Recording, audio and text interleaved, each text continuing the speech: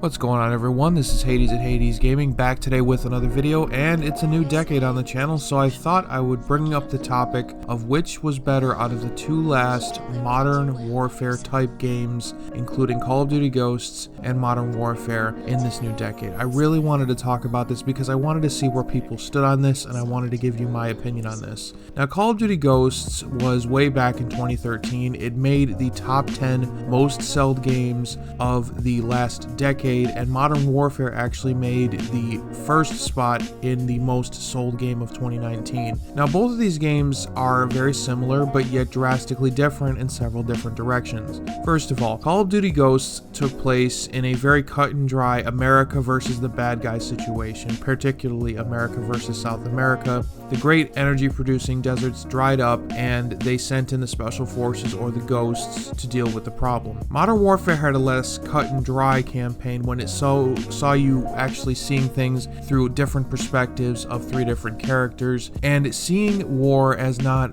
just uniforms and flags, more so morality and beliefs. That's what it's centered around as far as Modern Warfare is concerned. So in that regard, I have to say that Modern Warfare was definitely the better of the two. The stories just didn't really match up too well. The acting was vastly different. Modern Warfare had much better acting than Call of Duty Ghosts did, but the customization seemed to be about on par when it came to the amount of weapons you could use within the campaign. Now, multiplayer is drastically different in several different regards. As far as microtransaction systems go, Call of Duty Ghosts definitely had the better of the two microtransaction systems, in which you could buy the specific items that you wanted for a fair price. You didn't have to use supply drops, you didn't have to go through a battle pass system. But to be fair, Modern Warfare's battle pass system is, for the most part, it's pretty customer friendly. I'd say that $10 for over 100 tiers of items, free items nonetheless, is not really too big of a deal, especially when you make those Call of Duty points back when you actually earn them through the tiers. So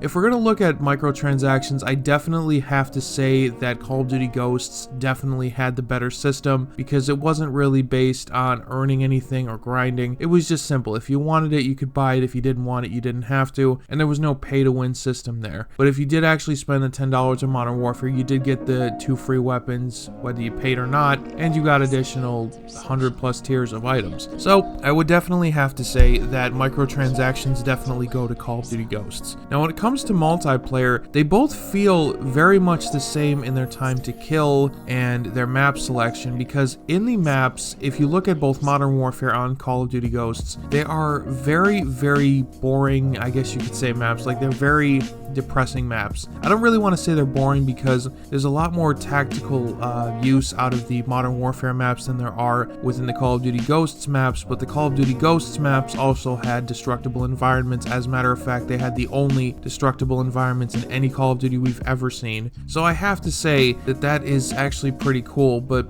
I do feel like there wasn't much originality with these maps in Modern Warfare. There was a lot more originality when it came to Call of Duty Ghosts, though people didn't really like the ant farm design of Chasm, which is actually one of the maps that I was playing on today. They did like the fact that people could play on Strike Zone for 24/7. As a matter of fact, they actually decided to remake that for Infinite Warfare into a completely different map, but it basically looked the same. So I have to say, as far as maps and time to kill, they're basically neck and neck. There's really nothing there that is too concerning as far as difference goes. And that's really important, because I like the way that consistent games run. Infinite Warfare, Call of Duty Ghosts, and Modern Warfare have all had a great time to kill, a quick time to kill, and that's the way I believe Call of Duty games should be. Now, as far as the general feel of the multiplayer, there was great customization in both particular games. As far as attachments go, that was more for Modern Warfare, and as far as perk selection goes, that definitely went to Ghosts. You had millions of different combinations you could try within Ghosts as far as perks were concerned, but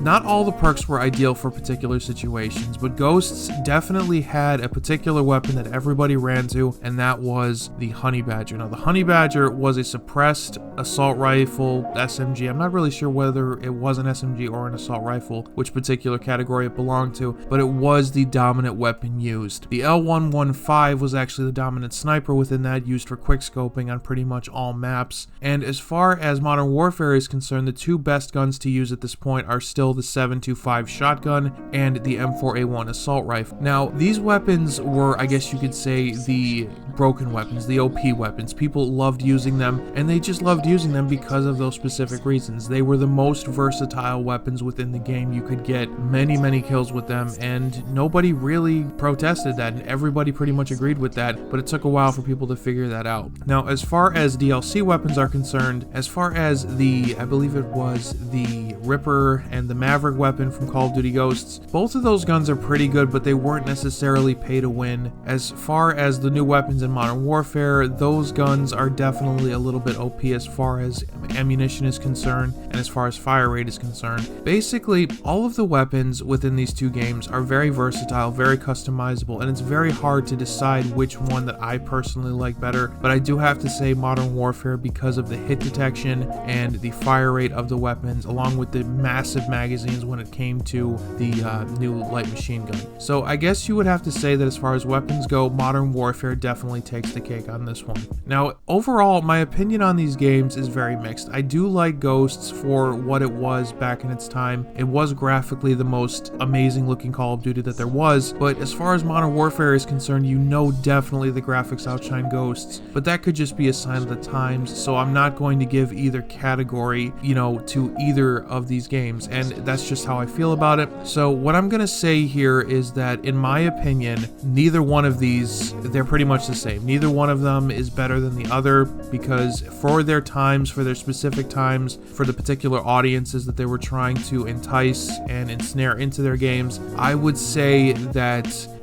they're pretty much even. There's nothing really distinguishing about either of these two. They pretty much are evenly matched. And I have to say that, while some people may like Modern Warfare than Ghosts because it's the newest game, I have to say you have to look at the particular time frame that they're from and who they're trying to appeal to and why they're there. And that ultimately is what my decision is. I would say that they're in a tie. Neither one of them is better than the other. Let me know down in the comment section what you think is better and why you think it's better. Call of Duty Modern Warfare or Call of Duty Ghosts. This is Hades Gaming signing off. I hope you guys enjoyed the video, and if you did, please subscribe to the channel. Have a good day.